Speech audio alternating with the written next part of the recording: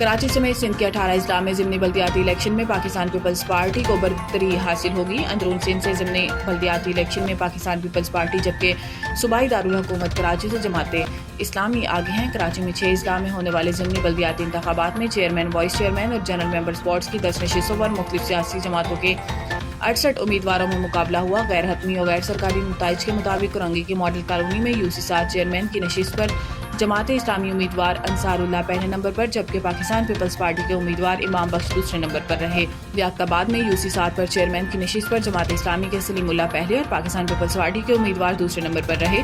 منگو پیر میں UC 5 ward 4 پر counsellor کی نشست پر جماعت اسلامی کے امیدوار عرفان عمر پہلے نمبر پر، پاکستان تحریک انصاف کے حمایت یافتہ آزاد امیدوار فہیم خان دوسرے نمبر پر رہے جبکہ پیپلز پارٹی امیدوار عرفان قریشی تیسرے نمبر پر رہے۔